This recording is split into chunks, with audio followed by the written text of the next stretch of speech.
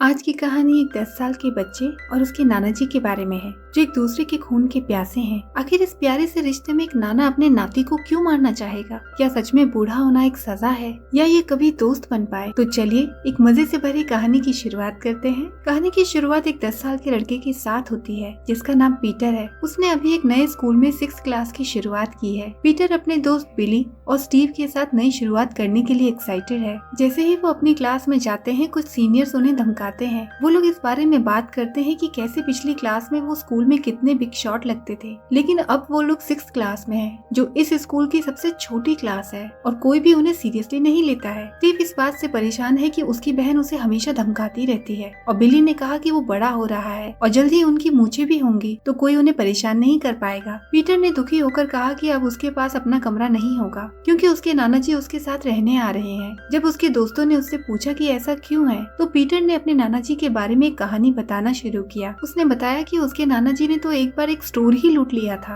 अब कहानी पास्ट में शिफ्ट होती है, जहाँ एक सुपरमार्केट में एक बुजुर्ग आदमी को दिखाया जाता है जिनका नाम एड है। यहाँ खरीदारी करते वक्त उन्होंने नोटिस किया कि इस सुपरमार्केट को रेनोवेट किया गया है, जिससे वो कुछ खास खुश नहीं है। इसके अलावा उनकी स्टोर मैनेजर से बहस हो जाती है। वो वहाँ से सेल्फ चेकआउट मशीन पर पे किए बिना गलती से कुछ किराने का सामान लेकर बाहर निकल जाते हैं। जब सिक्योरिटी मशीन आवाज करती है तो स्टोर मैनेजर बाहर नाना जी से भिड़ जाता है। एड को लगता है कि उन पर हमला हुआ है। वो अपना बैलेंस खो देते हैं और गिर जाते हैं। ये देखकर लोगों को लगता है कि मैनेजर ने उन पर हमला किया है, जिससे हंगामा मच जाता है। हाल ही में नाना जी की पत्नी गुजर गई है, पर उनकी एक बेटी है जिसका नाम सैली है। वो उनसे मिलने आती है। नाना जी के लगातार परेशानियों में घिरे रहने से वो अक्सर परेशान रहती है। किसी तरह वो अपने पिता को अपने परिवार के साथ रहने के लिए मनाने की कोशिश करती है, पर नाना जी का अपने खुद के इस बनाए घर को छोड़ने का मन नहीं है। सैली ने अपने पिता को दिलासा देते हुए कहा कि वो लोग मिलकर उसकी माँ की यादों को संजो सकते हैं। यहाँ पता चलता है कि सैली पीटर की माँ है और एड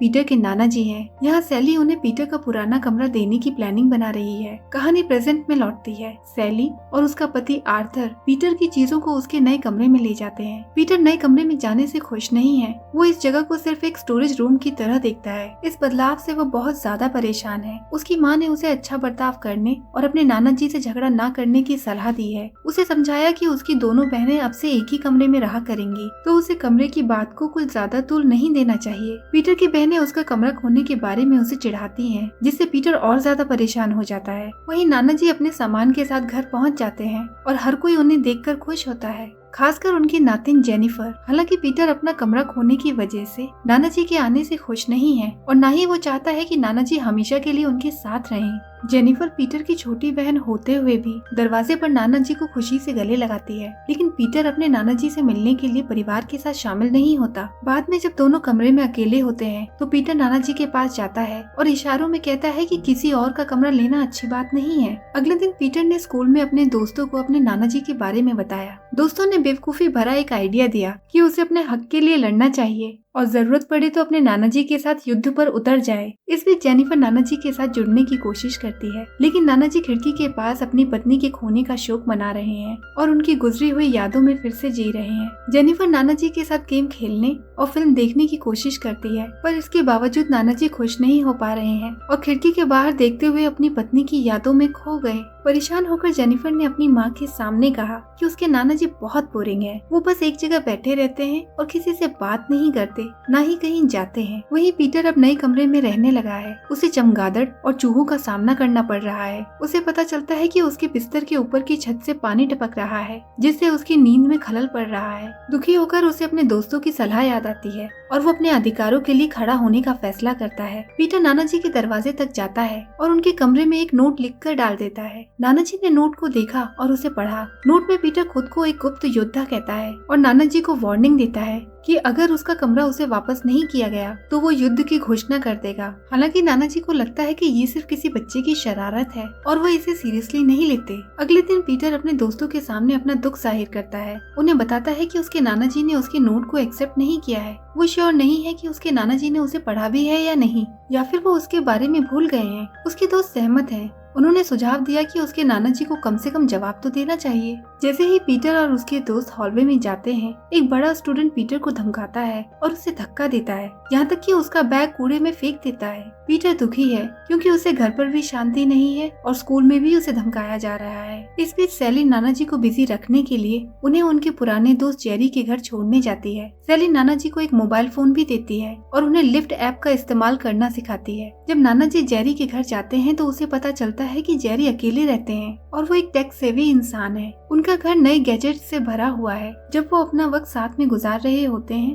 तभी वहाँ उनके साथ एक और दोस्त डैनी भी शामिल हो जाते हैं। वो एक एक्साइटिंग न्यूज शेयर करते हैं कि उन्हें एक डेट पर जाने का मौका मिला है, पर डेट पर जाने के लिए उन्हें एक वीक में 1000 स्टेप्स कंप्लीट करने होंगे। सभी ने मिलकर नजदीकी पार्क में जाने का फैसला किया। सैर के दौरान नाना जी ने उन्हें पीटर का नोट दिखाया जिसे उन्होंने सीरियसली नहीं लिया है। नाना जी को भरोसा है कि पीटर ऐसा कुछ नहीं करने वाला, पर उनके दोस्तों ने उन्हें सुझाव दिया कि वो इसका जवाब जरूर दे। आगे दिखाया जाता है कि नाना जी गहरी नींद में सो रहे हैं। पीटर ने परेशान करने के लिए नाना जी के कमरे में एक रिमोट कंट्रोल कार को भेजा है जिसमें छोटा सा म्यूजिक प्लेयर लगा हुआ है और अचानक तेज आवाज में म्यूजिक बजता है जिससे उनकी नींद टूट जाती है। वो कार को पकड़ने की कोशिश करते हैं पर ऐसा हो नहीं पाता। वो पीटर के कमरे में जाते हैं। वो पाते हैं कि पीटर सो रहा है। वो पीटर से उसकी इस हरकत के बारे में पूछते हैं। पीटर यहाँ एक्सेप्ट करता है कि उसी ने वो नोट भेजा था और वो कहता है कि वो अपने रूम को वापस पाने के लिए बहुत सीरियस है। अगले दिन जेनिफर नाना जी के पास जाती है और इशारे से उसके आने वाले जन्मदिन की याद दिलाती है।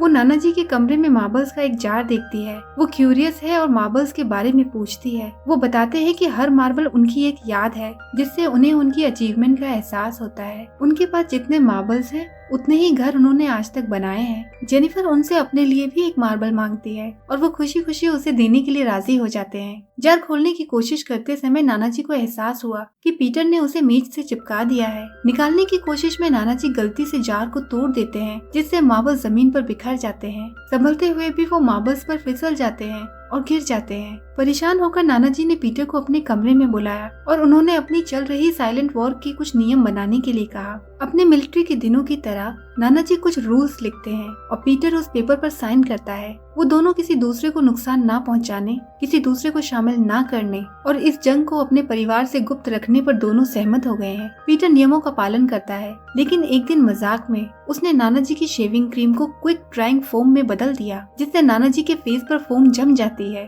और वो बहुत परेशान होते हैं। वो नाना जी के पसंदीदा रिकॉर्ड प्लेयर को बर्बाद कर देता है। जब नाना जी अपना म्यूजिक सुनने की कोशिश करते हैं तो डिस्क पूरे कमरे में उड़ने लगती है। पीटर अपनी हदें पार करते हुए नाना जी की कॉफी में हॉट सॉस मिला देता है। ऑफिस जाने की जल्दबाजी में सैली उस कॉफी को ले जाती है। कार में कॉफी पीते ही वो उसे थूक देती है, पर गलती से वो उस कॉफी को पुलिस ऑफिसर पर फेंक देती है। इस हरकत की वजह से पुलिस ऑफिसर सैली को एक पेनल्टी टिकट देता है। अब बदला लेने की बारी नाना जी की है। उन्होंने पीटर के एस्से में छेड़छाड़ की है। पीटर क्लास में जब उस एस्से को पढ़ता है तो उसे एहसास नहीं होता कि उसमें छेड़छाड़ की गई है, पर अब बहुत देर हो चुकी है। एस्से की वजह से पूरी क्लास में उसका मजाक बन गया। उसकी टीचर परेशान हो जाती है, जो उसे क्लास के बाद मिलने के लिए उसे कहती है। इस बीच नाना जी ने पीटर के नए रूम में मौजूद सभी फर्नीचर खोल दिए। नाना जी पीटर के साथ चल रही अपनी इस जंग के बारे में अपने दोस्तों को बताते हैं और उनसे सलाह लेते हैं। जैसे जैसे समय बीतता जाता है, नाना जी अपनी पोतियों और दामाद के साथ ज्यादा वक्त बिताते हैं और साथ ही नई टेक्नोलॉजी और एप्स सीखने की कोशिश करते हैं। एक दिन सैली किराने का सामान लेकर घर लौट आती है,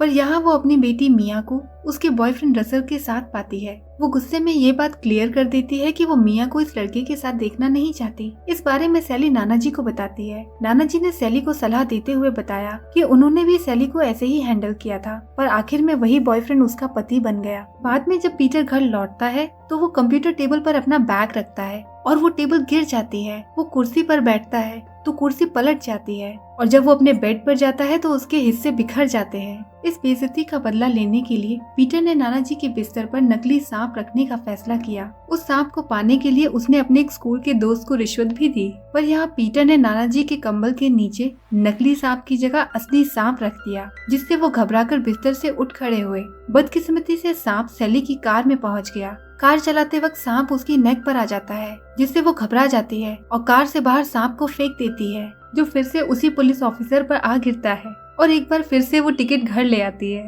वहीं दूसरी तरफ पीटर उस चीज पर टूथपेस्ट डालता है जिसे वो नाना जी की कुकीज समझता है, लेकिन उस कुकी को गलती से पीटर के पापा खा लेते हैं। नाना जी पीटर से बदला लेने के लिए ड्रोन का यूज करना सीखते हैं। उसी दौरान उन्हें पीटर के ऑनलाइन गेम के बारे में पता चलता है। नाना जी उस महल को डिस्ट्रॉय कर देते हैं जिसे पीटर 3 साल से बना रहा था। इससे पीटर का भारी भरकम नुकसान हुआ। उनकी जंग से दूसरों की जानें भी खतरे में पड़ने लगी हैं। पीटर और नाना जी ने एक मीटिंग की और एक गेम कंपटीशन के जरिए इस जंग को खत्म करने का डिसाइड किया। उन्होंने फनली डॉज बॉल गेम को चुना। इस गेम में नाना जी ने अपने दोस्तों को भी साथ में खेलने के लिए बुलाया ताकि पीटर और उसकी टीम से कम्पीट किया जा सके। पीटर की टीम पहला राउंड जीत जाती है, लेकिन फिर नाना जी की टीम दूसरे राउंड में जीत जाती है। तीसरे राउंड में डैनी के जबड़े में चोट लग गई, जिससे पीटर और नाना जी के बीच बराबरी का गेम चला जो कि टाई हो गया। अगले दिन नाना जी पीटर को स्कूल से पिक करने आते हैं, इस उम्मीद से कि वो लोग सुलह कर लेंगे। दोनों फिशिंग के लिए जाते हैं। मछली पकड़ने के बाद उन्हें एहसास हुआ कि इस एरिया में मछली पकड़ने की इजाजत नहीं है और एक रेंजर उनका पीछा करने लगता है। रेंजर से भागते हुए नाना जी पीटर को उनके पुराने घर में ले जाते हैं और उन दीवारों के पीछे छुपी कहानियों और रहस्यों के बारे में पीटर को बताते हैं, जिससे पता चलता है कि उन्होंने अपनी उम्र का एक बड़ा हिस्सा घर बनाने और डिजाइन करने में बिताया है। पूरा दिन एक साथ गुजारने से दोनों के बीच चीजें कुछ ठीक होने लगती हैं, लेकिन जब दोनों घर लौटते हैं तो पीटर नाना जी के साथ एक और शरारत करता है। वो उनके दरवाजे को डिसमेंटल कर देता है। बदला लेने के लिए नाना जी ने पीटर के स्कूल बैग में एक बर्स्टिंग पिकल जार रख दिया। स्कूल में एक बदमाश पीटर का बैग खोलता है और अचानक वो पिकल उसके ऊपर आ गिरता है। वहीं जेनिफर के बर्थडे की तैयारी की जाती है। तब नाना जी को पता चलता है कि पीटर को स्कूल में परेशान किया जा रहा है। गुस्से में भरकर नाना जी अपने दोस्तों के साथ उस लड़के का सामना करने पहुंचते हैं और उसे उठाकर कूड़ेदान में फेंक देते हैं। जेनिफर की क्रिसमस थीम वाली बर्थडे पार्टी का दिन दिखाया जाता है। पीटर आज मजाक ना करने की कोशिश करता है, लेकिन वो अपनी हरकतों से बाज नहीं आता और एक डिवाइस नाना जी की सीट के नीचे फिट कर देता है। आज नाना जी जेनिफर के लिए सेंटा बने हैं,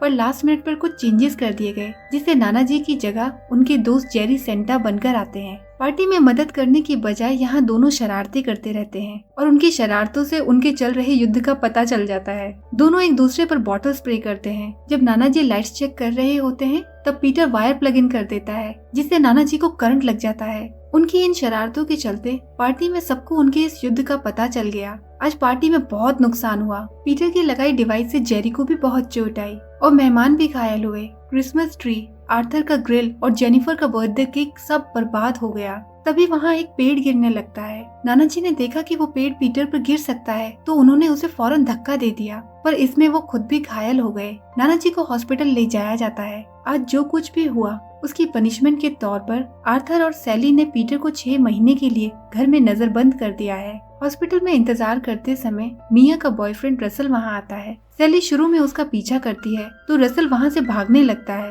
लेकिन बाद में सैली उसे अपने घर आने के लिए कहती है। वो नहीं चाहती कि उसकी बेटी से उसके रिश्ते खराब हो जाएं। परिवार नाना जी को हॉस्पिटल से लेने जाता है, लेकिन यहाँ पता चलता है कि वो एक ऐप का इस्तेमाल करके अपने पुराने घर की ओर जा चुके हैं। सब लोग नाना जी को भगाने के लिए पीटर को जिम्मेदार मानते हैं। इस बात से सभी लोग परेशान हैं। अपनी गलती महसूस करते हुए पीटर ने उसे सुधारने का फैसला किया। वो नाना जी से मिलने जाता है और उनसे उनके घर वापस चलने के लिए रिक्वेस्ट करता है। पीटर अपनी सारी गलतियां एक्सेप्ट करता है और अपने नाना जी के लिए अपना प्यारा कमरा कुर्बान करने की पेशकश करता है। दोनों की दूरियां खत्म हो जाती हैं और ये नजारा सैली भी देखती है। आगे दिखाया जाता है कि फाइनली अब दोनों खुशी से एक दूसरे के साथ एक ही घर में रहते हैं। यहाँ पीटर जब फिशिंग पर जाने की रिक्वेस्ट करता है तो नाना जी मना कर देते हैं और अपनी नई डेट डियन के साथ बाहर चले जाते हैं। ये कहानी पीटर के फिर से गुस्सा होने और एक युद्ध की घोषणा के साथ खत्म होती है, क्योंकि नाना जी डियन के साथ चले जाते हैं। अब नाना जी को पीटर के गुस्से से कोई नहीं बचा सकता।